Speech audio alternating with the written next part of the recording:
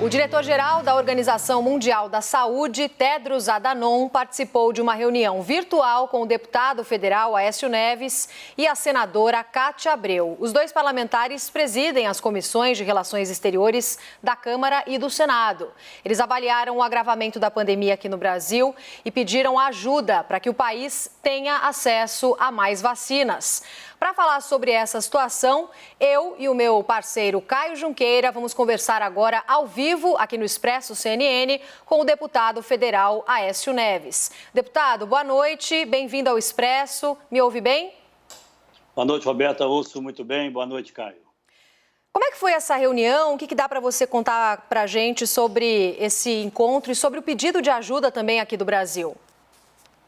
Na verdade, Roberta, nós estamos todos no esforço coletivo, no esforço complementar para demonstrar ao mundo a gravíssima situação do Brasil e buscarmos alternativas que permitam a antecipação do cronograma de oferta, seja de vacina e de insumos ao Brasil. O que me chamou a atenção, primeiramente, Caio e Roberto, foi a enorme disposição do doutor Tedros em conversar conosco. Essa reunião estaria marcada para a semana que vem. Ele próprio sugeriu que ela ocorresse hoje. Conversamos por mais de 2 horas. Ele mostra um grande conhecimento em relação ao que ocorre no Brasil, mas eu quero ser aqui muito claro, transparente e franco. As dificuldades que o Brasil está tendo hoje de acessar um volume maior de vacinas num tempo menor são as mesmas que a OMS está tendo também para acessar as vacinas que fazem parte do consórcio COVAX Facility e que são distribuídas ao redor do mundo. Tanto a senadora Cátia como eu fizemos uma proposta objetiva a ele, para que possa incluir no critério para a distribuição dessas vacinas, além do critério populacional, que foi o critério inicial definido pela OMS, incluindo agora também o critério da gravidade da pandemia, dos riscos de infecção que ocorre em maior ou menor escala em determinados países.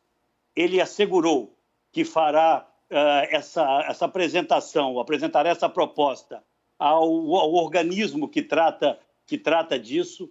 Na verdade, há um organismo multilateral que trata da distribuição, chamado ACT Celero, que trata de acelerar a pesquisa, a produção e a distribuição de vacinas, para que o Brasil possa receber antecipadamente doses destinadas eventualmente a países que não estão vivendo um momento de tamanha gravidade como a nossa, e esses países receberiam, na sequência, aquelas que eram destinadas ao país. Essa foi a primeira proposta objetiva acatada por ele, mas ele deixou muito claro que as dificuldades de produção, seja na Índia, que agora, com o recrudescimento também da pandemia lá, está atrasando a entrega das vacinas contratadas, a Coreia com problemas industriais, os Estados Unidos, eu não sei, Caio, se essa notícia já chegou aí, ele nos disse isso hoje, teve que eliminar 15 milhões de doses da vacina da Johnson & Johnson, da Janssen, por problemas de fabricação. Então, vamos dizer assim, um problema crônico no sistema de produção. E isso faz com que nós entremos na segunda fase dos nossos objetivos, que é ampliar a produção no Brasil. Deputado, eu queria te ouvir sobre quebra de patentes, né? Que é a informação que a gente abriu aqui o programa. Como que está essa negociação? Porque aparentemente, pelo menos para mim, é a percepção que pode ser um caminho mais rápido, né? Do que ficar catando vacina mundo afora com dificuldade. Quebra não, na verdade, a palavra acho que é suspensão de patente. Vocês já estão falando com o novo chanceler, né, que vai tomar posse a semana que vem. A sua avaliação tem uma perspectiva de que o Brasil e o Palácio Itamaraty possa rever a posição do ex-chanceler Ernesto Araújo e aí se alinhar a Índia e a África do Sul para suspender as patentes e permitir uma produção mais acelerada e distribuição de vacinas no mundo inteiro, né, e aqui no Brasil também? Caio, esse é o grande caminho que nós temos pela frente. Apresentamos essa questão, a OMS é amplamente favorável a essa licença compulsória temporária, esse seria o termo mais adequado, para a fabricação de vacinas em países em desenvolvimento, inclusive ofertando para países mais pobres que os nossos, que também poderão correr riscos lá adiante. A posição inicial do Brasil era contrária a isso.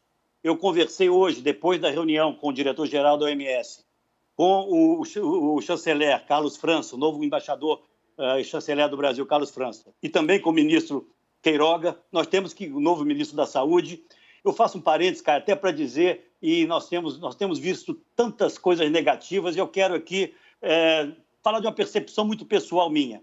Em ambos os casos, encontrei dois ministros ávidos a reconciliar o Brasil com a sua sociedade. Tanto o ministro Carlos França, que trabalhou com figuras emblemáticas do Itamaraty, o ministro Rubens Barbosa, o embaixador Rubens Barbosa em Washington, teve ele como seu principal auxiliar, me mostrou muita compreensão da necessidade de o Brasil resgatar suas relações com regiões do mundo das quais nós tivemos distanciados nesse período, sem qualquer alinhamento automático a quem quer que seja, sem qualquer preconceito de ordem ideológica, né, resgatando a postura de equilíbrio, de respeito, de isenção, que são naturais da nossa política externa.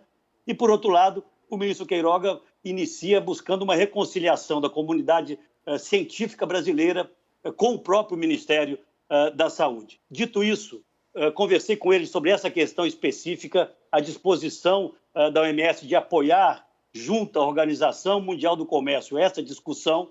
Existem entraves, existem preocupações em relação à reação de países mais desenvolvidos, mas no próprio TRIPS, Caio, que é o acordo firmado pelo Brasil, assinado pelo Brasil, que fala da propriedade,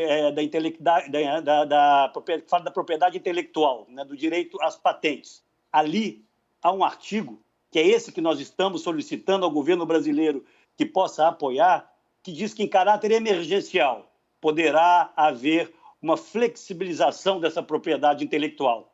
E não há emergência maior nos nossos tempos, ou mesmo em tempos idos, do que essa. Então, é um tema novo e eu acredito que a partir do Congresso, e a senadora Kátia está também imbuída do mesmo espírito, nós vamos fazer uma grande movimentação para, quem sabe, o Brasil possa liderar junto à Organização Mundial do Comércio essa discussão de quebra temporária de patentes. Vamos lembrar que nós fizemos isso lá atrás em relação ao HIV, né, a AIDS, e nos transformamos em referência internacional em relação ao tratamento para essa doença, e podemos agora liderar, até nos reconciliando com parte do mundo, a discussão, para que temporariamente nós possamos ter acesso, Caio, a esses insumos e a liberdade para que possamos produzir em território nacional. Senão, é o que você colocou, nós vamos ficar catando migalhas pelo mundo afora com acesso a uma quantidade muito, mas muito aquém daquilo que é necessário hoje para universalizarmos a vacinação entre a nossa gente. Deputado, antes de eu chamar o Fernando Molica para te fazer uma pergunta, só para ficar bem claro, né, essa quebra de patente para que a gente pudesse fabricar as vacinas por aqui, mas qual que seria o caminho? Porque a própria Organização Mundial da Saúde não tem autoridade para fazer a quebra de patente. Não, essa discussão ela está sendo feita no âmbito da Organização Mundial do Comércio, da OMC. É ali que os países têm que chegar no entendimento para ver essa liberalidade circunstancial, temporária, emergencial. A OMS, eu diria, é só mais uma apoiadora desse tema. E o Brasil, na sua primeira manifestação, mesmo tendo sido uma proposta nascida dentro do BRICS, né, o conjunto de países do qual o Brasil faz parte, porque ela é patrocinada pela Índia e pela África do Sul, o Brasil se posicionou no primeiro momento contrariamente. Levei ao chanceler e ao ministro da Saúde hoje essa preocupação. Talvez essa seja a oportunidade que nós temos às nossas mãos mais próxima para garantirmos a ampliação rápida e vertical da fabricação de vacinas no Brasil. Nós temos, permita apenas para concluir, dois ativos excepcionais para isso. Um parque industrial público e privado, não me refiro apenas à Fiocruz, ao Butantan, a FUNED em Minas Gerais e também laboratórios privados estão em condições de fabricar uma velocidade muito maior do que a atual, e nós temos um sistema único de saúde capaz, segundo os especialistas, de vacinar até 1,5 milhão de pessoas diariamente. E o doutor Tedros fez questão de dizer que o nosso sistema de saúde é, para ele, referência internacional. Então, nós temos capacidade de fabricar, capacidade de aplicar as vacinas e precisamos ter acesso aos insumos e à liberdade intelectual para fazê-lo. Fernando Molica, pode chegar com a sua pergunta. Deputado, boa noite. Primeiro eu queria entender um pouco por que o Brasil foi contra essa quebra de patentes. E segundo ponto, os diplomatas não defendem opiniões próprias, eles defendem as opiniões de seus governos. O governo é o mesmo. O senhor acha mesmo que o governo brasileiro vai mudar de opinião em relação a isso? Molica, prazer enorme voltar a falar com você. As minhas preocupações são as suas, mas eu não deixo de trazer, a partir das conversas que tive ontem e hoje, com o novo chanceler, eu vejo uma visão diferente. Eu vejo uma compreensão mais clara da gravidade do momento em que nós estamos vivendo e da necessidade daquilo que eu chamei uma certa reconciliação do país com o mundo. Eu reconheço, inclusive, porque eu discuti esse tema muitas vezes no Congresso, até mesmo como governador de Minas Gerais, há sempre uma pressão muito forte daqueles que investem, obviamente, e são proprietários intelectuais de determinadas patentes.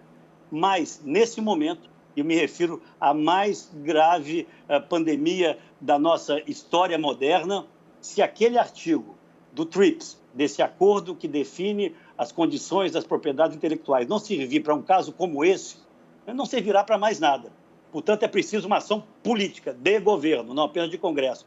Eu vejo uma expectativa, sim, Molica, eu não vou ser pessimista. Eu acho que as coisas começaram com essas duas mexidas, principalmente, a mudar um pouco para melhor no Brasil. Deputado, falar de política brasileira um pouco, né? Eu queria te ouvir sobre o manifesto ali que os presidenciáveis de centro, 2 correligionários seus, inclusive, assinaram ontem o Manifesto pela Democracia. Desse mato sai cachorro, qual que é a sua avaliação? Caio, nesse mato tem que sair um candidato, um só. Você se lembrará que há cerca de 30 dias atrás eu dei uma entrevista grande na Folha de São Paulo. Eu dizia que nós temos que investir no centro ampliado, aquele que vai de Ciro Gomes, né, uma certa centro-esquerda, vamos tratá-lo assim, até a centro-direita, representada talvez pelo Democratas, pelo ex-ministro Mandetta, que é o nome hoje colocado, passando por Luciano Huck, pelos nomes do PSDB. E eu disse ainda nesse momento que o PSDB tem que ter o desprendimento de, se não for um dos seus pré-candidatos, aquele em melhores condições de unificar o centro, que nós apoiemos esse nome. Nós não temos a obrigação de ter candidato em qualquer circunstância, mas nós temos, para com o Brasil, a responsabilidade de agir, de atuar para a construção de uma única candidatura no centro. E eu acho que isso ainda é possível. E esse manifesto é a primeira sinalização concreta, pelo menos daquilo que na política cai é essencial, disposição para conversar. Se na hora da decisão todos vão estar ali exercendo esse despreendimento, só o tempo é que vai nos dizer. Molica? Mas eu até brinquei há pouco, chamei de caldeirão do centro esse manifesto, né? Uma referência aí ao Luciano Huck. A grande questão é o seguinte, todos querem ali ser candidatos. Como é que se define essa candidatura? E tem um perfil ali mais de centro-direita e o Ciro Gomes mais à esquerda. Como é que se encontra um consenso? Não um consenso não apenas de candidatura, mas também um consenso programático entre pessoas que muitas delas têm divergências profundas, até na maneira de encarar o país, de encarar a economia brasileira.